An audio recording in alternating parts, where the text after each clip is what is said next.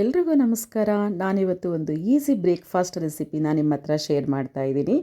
ಈಸಿಯಾಗಿ ಮಾಡ್ಕೋಬೋದಂತ vegetable masala rice. ಈ ಒಂದು ಗ್ರೇವಿಯನ್ನು ನಾವು ಎತ್ತಿಟ್ಕೊಂಡು ಆಮೇಲೂ ಕೂಡ ಯೂಸ್ ಮಾಡ್ಬೋದು.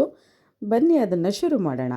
ಈಗ ಒಂದು ಕಡಾಯಿ ಇಟ್ಕೊಂಡು 4 ಟೇಬಲ್ ಸ್ಪೂನಷ್ಟು ಆಯಿಲ್ನ ಹಾಕ್ಕೊಂಡು ಚಕ್ಕೆ, ಲವಂಗ, ಪಲಾವ್ ಎಲೆ, ಸಣ್ಣಗೆ ಹಚ್ಚಿರೋ ಈರುಳ್ಳಿಗಳನ್ನ ಸೇರಿಸ್ಕೊತಾ ಇದ್ದೀನಿ. ಒಂದು ಬೌಲಷ್ಟು ಈರುಳ್ಳಿನ ಸೇರಿಸಿದ್ದೀನಿ. ಇದು ಹಸಿ ವಾಸನೆ ಹೋಗೋವರೆಗೂ ಫ್ರೈ ಮಾಡ್ಕೊತೀನಿ. ಈರುಳ್ಳಿಗಳನ್ನ ಚೆನ್ನಾಗಿ ಫ್ರೈ ಮಾಡ್ಕೋಬೇಕು. ಈಗ ಒಂದು ಹಿಡಿಯಷ್ಟು ಬೀನ್ಸ್ನ ಸಣ್ಣ ಕಟ್ ಮಾಡಿ ಇಟ್ಕೊಂಡಿದ್ದೀನಿ ಡೈಮಂಡ್ ಶೇಪಲ್ಲಿ. ಅದನ್ನು ಹಾಕ್ಕೊಂಡು ರಾಸ್ ಮೇಲೆ ಹೋಗೋವರೆಗೂ ಬಾಡಿಸ್ಕೊತೀನಿ. ಈಗ ಗೆಡ್ಡೆಕೋಸು ಸಣ್ಣಗೆ ಹಚ್ಕೊಂಡಿದ್ದೀನಿ ಉದ್ದುದ್ದಕ್ಕೆ. ಒಂದು ಕ್ಯಾರೆಟ್ನ ಉದ್ದುದ್ದಕ್ಕೆ ಕಟ್ ಮಾಡ್ಕೊಂಡಿದ್ದೀನಿ. ಅದೆರಡನ್ನೂ ಸೇರಿ ರಾಸ್ ಮೇಲೆ ಹೋಗೋವರೆಗೂ ಚೆನ್ನಾಗಿ ಬಾಡಿಸ್ಕೊತೀನಿ. ನಿಮಗೆ ಬೇರೆ ವೆಜಿಟೇಬಲ್ಸ್ ಬೇಕಂದ್ರೂ ಆ್ಯಡ್ ಮಾಡ್ಕೋಬೋದು. ಒಂದು ಸಣ್ಣ ಟೊಮೊಟೊನ ನಾನಿಲ್ಲಿ ಸೇರಿಸ್ಕೊಂಡಿದ್ದೀನಿ. ಇದನ್ನು ಕೂಡ ಚೆನ್ನಾಗಿ ಫ್ರೈ ಮಾಡ್ಕೊತೀನಿ. ಈಗ 1 ಟೀ ಸ್ಪೂನಷ್ಟು ಶುಂಠಿ ಬೆಳ್ಳುಳ್ಳಿ ಪೇಸ್ಟ್ ಹಾಕ್ಕೊಂಡು ಚೆನ್ನಾಗಿ ಫ್ರೈ ಮಾಡ್ತೀನಿ. ನೀವು ಇಲ್ಲಿ ಗೆಡ್ಡೆಕೋಸು ಬೇಡ ಅಂದರೆ ಎಲೆಕೋಸನ್ನು ಕೂಡ ಸೇರಿಸ್ಕೋಬೋದು. ಕ್ಯಾಪ್ಸಿಕಮ್, ನಿಮ್ಗೆ ಯಾವುದು ಇಷ್ಟ ಆಗುತ್ತೋ ಆ ವೆಜಿಟೇಬಲ್ಸ್ನ ಆ್ಯಡ್ ಮಾಡ್ಕೊಳ್ಳಿ. ವೆಜಿಟೇಬಲ್ಸ್ನ ತುಂಬ ಸಾಫ್ಟಾಗಿ ಬೇಯಿಸೋದು ಬೇಡ, ಸ್ವಲ್ಪ ಕ್ರಂಚಿಯಾಗಿದ್ದರೆ ಚೆನ್ನಾಗಿರುತ್ತೆ.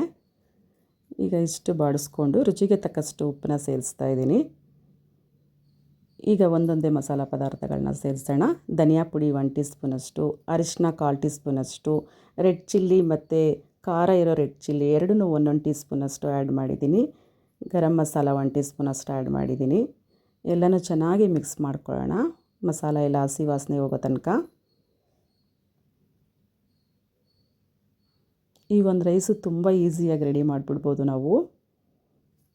ಇದನ್ನು ಸ್ಕೂಲ್ಗೆ ಲಂಚ್ ಬಾಕ್ಸ್ಗೂ ತೊಗೊಂಡು ಹೋಗ್ಬೋದು, ತುಂಬ ಚೆನ್ನಾಗಿರುತ್ತೆ.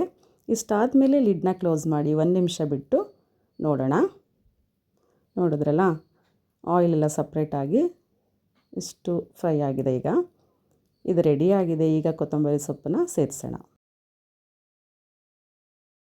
ಕೊತ್ತಂಬರಿ ಸೊಪ್ಪನ್ನ ಸೇರಿಸಿ ಚೆನ್ನಾಗಿ ಒಂದು ಮಿಕ್ಸ್ ಕೊಡೋಣ.